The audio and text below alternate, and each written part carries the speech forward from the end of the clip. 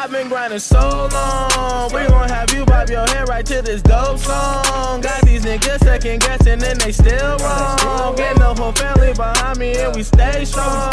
And you know that we've been working because big shout out to E. Lewis and DJ Foster for that great song that you just heard in that little clip right there. You can find them on SoundCloud under E.Lew.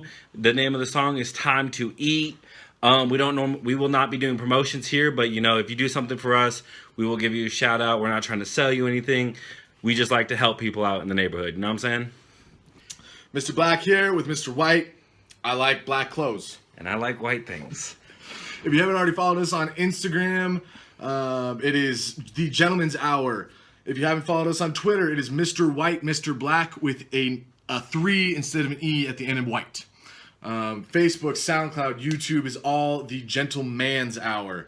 And so go follow those things. I'm glad you're here with us. If you haven't listened to the podcast, go listen to it. Stick it in your pocket and listen to it while you work out, while you clean your house, while you do whatever the fuck it is you do. We don't know you. Yep. The YouTube videos are going to be a condensed version because who the hell has time to sit down and watch an hour-long YouTube video or the want or the ability? I can't. I've never watched an hour or anything other than Netflix, and that's hours and hours. So we're just going to touch on the main points, talk about the things we talked about in the podcast, hopefully give you guys a reason to go listen to the podcast while looking at these gorgeous faces. Look at this. Look at this. Look at this. Don't touch my neck. It was weird. So today's episode was about what we want to do. That was what we touched on first, right? Yeah. We were trying to start a movement. The classic gentleman is gone and dead, good riddance, but nothing has taken its place. And we don't see anybody else out there trying to fill the void. And we don't claim to know exactly how to be a modern gentleman. I figured at least some stuff out, not just a lot. In-depth look at ourselves and what works and what doesn't work, because, you know, trial and error, our goal here is to make it so that you don't have to err so much. Exactly. Start a discussion. Let us know what you think we got right, what you think we got wrong. Let's have a conversation about it. That's the whole point. You leave it in the comments, we'll read it. Even if they're mean comments, we're going to read them. We're not thin-skinned. We got really thick skin. So we're going to read your comments. And we will reply. We're going to reply. We'll grow. If it's the same thing over and over again, we might just make it a topic. Because at the end of the day, we're here to have a conversation with you guys. Yeah. So the death of the gentleman was the topic today. The death of the classic gentleman, which a lot of you are probably going to be surprised. We don't think it's a bad thing. It's a great thing. The death of the classic gentleman meant the rise of women's suffrage. It meant the rise of women's rights because the classic gentleman was the person holding women back. We wanted you, not we, the classic gentleman wanted you in the kitchen. They wanted you in the bedroom, and that was about it. We can't keep giving the... We can't keep giving the impression of gentlemanness is a bad thing and getting rid of the classic gentleman and not have something to take its place. Some kind of iconic ideology that is like, this is how a man should be. And like every single story of a man is different. And we're not saying that you need to be the robot man that we are depicting. We are saying, here are some things, here are some guidelines that a guy should have, especially in this generation. The things that a guy should have in the past generation, the things that we were taught that a guy should have, don't work here. They don't. Our dads had those basic guidelines. They had, my dad talks about being in a fraternity all the time, and that's where he learned to be a gentleman. He learned how to behave at dinner on a date. He learned how to dress for a date. He learned how to dress for a business meeting. That's where he learned all that stuff. Today's modern man doesn't have that thing, and we don't claim to know what that is. We're just trying to start a discussion about it. Start a discussion, start a movement, get you in the right place. So, that today we talked about the death of the gentleman and what killed it. The two things, technology and feminism. Don't get your panties a bunch. Don't jump to conclusions. We have no problem with feminism. Before we get to that, because that's going to take up most of the video, we're going to talk about technology. So the first thing we talked about in the podcast is instant gratification. We have supercomputers in our pockets that can get us contact with anyone, anywhere, anytime. So we can Google any information as well. Our family, our dads had to really go out in the world and find it. Either find somebody that knew it or find it in a book. We can just Google it. And that's honestly a great thing. But it took away our patience, especially when it came to actually interacting with people. When my dad wanted to go out and make a connection, whether it was a romantic connection, a friendship, a business connection, he had to go out in the world. He had to put on good, nice clothes, make sure he looked well put together, make sure he was articulate, and go out and make a connection based on his appearance and his ability to talk with somebody. And today, talking to somebody on the phone is easy. Texting is easy. I have 15, 20 minutes, 30 seconds, whatever I need to think of a reply and how to interact with the person via text message. Face to face, you know, you're not ever really as good as you are over text because text gives you time to think. Face to face, you got to be spot on. So these are things. We also somehow still fuck that up though. Yeah, we're guys. We fuck up everything. These are things that we have to learn how to deal with. We have to learn to deal with nobody's created for us, right? Nobody's taught us how to deal with this. We've had to figure it out as we've grown up through high school. Which means a lot of error. Not a lot of success. Lots of error. So we're trying to give you less error in your lives. Yeah. That's in future podcasts. So after that was carrying yourself on social media. Social media has become a tool. You know, a lot of companies, you've heard it over and over and over and over again. Companies are using your Facebook, your Instagram, your Twitter before they hire you. They're using it as the interviewing tool that it is. And I know I definitely have some Facebook memories that I wish never showed up on my Facebook feed because they make me want to punch myself in the mouth. So we also weren't taught how to use that tool. I'm in the personal process of figuring out how to make a personal brand for myself. You know, as a student, as a college athlete, as somebody trying to get a job. And somebody hopefully that's going to become a modern gentleman. So using that tool was not something that we were taught growing up. It's not something our dads ever had to deal with. My dad still doesn't have a single piece of social media. I think he has a LinkedIn that he made 5 years ago and never ever touched again. That's actually crazy because my dad is probably one of the most technologically savvy persons I know. He has everything that I have. He follows me on most of it, which is awkward. Stop following me, Dad. He actually had a Snapchat for a bit. He had to delete that because my stepmom had an issue with it. But it was funny. Like, my dad is very into it, but he still doesn't know how to guide me or guide he's still figuring it out himself. Other people. He's trying to figure it out. So we're trying to take away that error for you guys. So that being said, we also have the thing that neither of us have the answer to at all, by the way. Women, the Insta-hoes, the Tinderellas. Shout out to Corey Station where I learned that. So yeah, the crazy pictures, sexting, these beautiful, gorgeous women that are posting very scandalous photos of themselves all over Instagram and Facebook, which is not a bad thing. We're not slut-shaming, whatever you want to call it.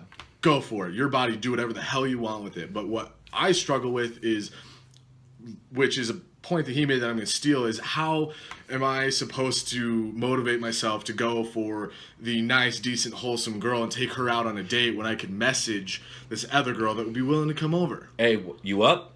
Exactly. That 2 a.m. you up text and the ... at the end of it. Yeah. That happens all the fucking time in our generation, and it's, I mean, I don't know for sure, but I don't think that's very gentlemanly. I don't think so either. I don't feel gentlemanly when I'm doing it. And just so we know, like, so it's clear, we're not saying that it is a woman's job to make us gentlemanly. We're saying, how do we navigate that? Exactly. How am I supposed to be a gentleman in the situations where, you know, I do have it being thrown at me or he has it being thrown at him, when, you know, there are girls who, like, are wholesome and maybe not wholesome, but are only a freak for the person that they're with, that are not going to put on the first day. I have a couple of friends who were talking to me the other day about the fact that they waited 2 years before they had sex with their boyfriend. And I looked at her and I was like, wouldn't happen. So how do you navigate those situations? How long do you wait? All that stuff, we don't know. Maybe we'll figure it out. Later topics. Maybe not. We'll cover it. So in summary, it came down to what the fuck. What the fuck? We were given. It's like giving an AK-47 to a caveman or a chimpanzee. Y'all seen that video, right? That was a funny video. I forgot about that. So we don't know how to deal with it. That's what killed the that's one of the tools that killed the classic gentleman. The other one that is probably going to take up a lot of time. It's supposed to be a 15-minute YouTube video. Might turn into 30. We'll make it brief. Feminism. And I know. Breathe. Okay.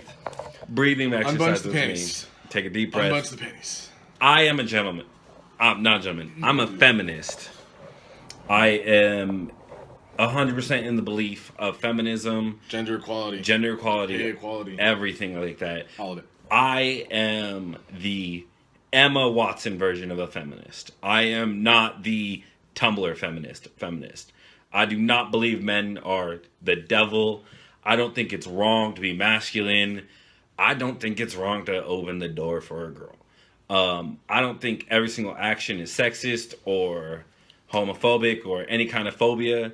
I just think people are people, and I think that the reaction of feminism to the classic gentleman has caused the modern gentleman to suffer. Exactly. Girls fought so long for women's suffrage, women's rights, way fucking longer than anybody should have. And the unfortunate thing is that you've gone from that extreme and haven't lightened up with the progress you guys have made. Because I'm not saying that you don't have a fight still by any there's still means, a fight. There's but the fight is not nearly as large as it was, and so many feminists are fighting just as hard as they were in 1940s. Mm-hmm. When that you guys are nuking when we could just be doing tactical insertions. Y'all military people might like that. So that being said, the reputation of the classic gentleman is really killing the modern gentleman. Exactly. The unbacked statements were the next thing that we talked about. There are so many, and again, we're talking about the feminazi. There's the small majority or the small minority that are really, really loud and sound like the minority or the majority. Jesus, can I talk? And they make very, very wild claims and accusations without having any scientific data or even empirical data to back it up. That's his biggest pet peeve. I promise you, I'm not even going to get him started because, like I said, we're trying to make this a 15-minute YouTube video. Bottom line, back your fucking claims up with science and facts, or at least real-life examples before you go out screaming chauvinist, sexist, misogynist. If you comment in our YouTube comments without something backing it up, we will have a great conversation. Or we might not respond. I'm probably going to respond. That might be the only time we don't respond. Let's put it that way. Have some facts. Have something for us. Tell us we're wrong. Prove us wrong. Show us things. Be clear. Give us a conversation. Conversation. Yes, God, please. We love conversation. Conversations are great. The whole thing is about. We like to talk. That's why we did this. So give us something to talk about. Finally, major point, major key. The last thing is the villainy of masculinity. I don't want to be attacked because I held the door open for you. Not because I think you're weak.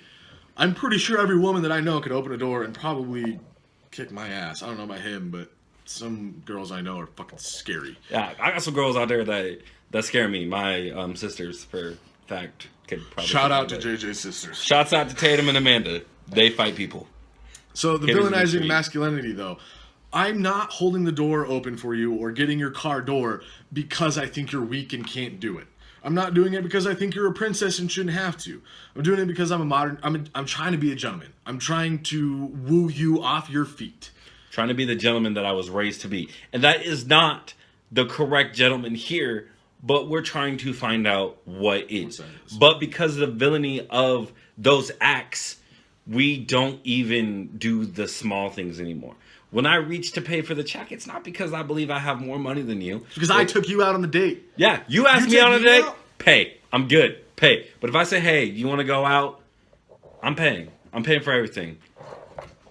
And I don't care what it is. I'm not trying to big ball. I'm not going to let you know the price of the dinner or anything. I'm just paying because I asked you out. Exactly. Matthew Hussey, if you guys haven't listened to Matthew Hussey, I think he's a genius. A lot of people really don't like him, but it's more he talks more to females trying to attract the right kind of guy, trying to attract the modern gentleman. Really, really smart, intelligent guy, knows his shit. He talks about the three levels of strength in women. There's the weakest woman that needs everything done for her. I can't do anything. I need you to do it for me. Blah, blah, blah. That is the weakest type. Above her is the woman that says, I can do everything. I don't need you. Get the fuck away from me. Don't hold the door for me. I got this. And the strongest woman is the woman that says, I know I can get the door. I know I can open the car door and get out myself. I know I can pay for the check. But it's a lot nicer when somebody else does it for me. Not all the time. It sounds very manipulative, right? But it knows that she has that option. And to me, that's the perfect example. So, guys, I mean, that's really what we talked on for the whole hour of the podcast. Please go give it a listen. And again, we're really, really, I don't know how much more stress we can put on this point, trying to have a conversation. Because we don't know the answer.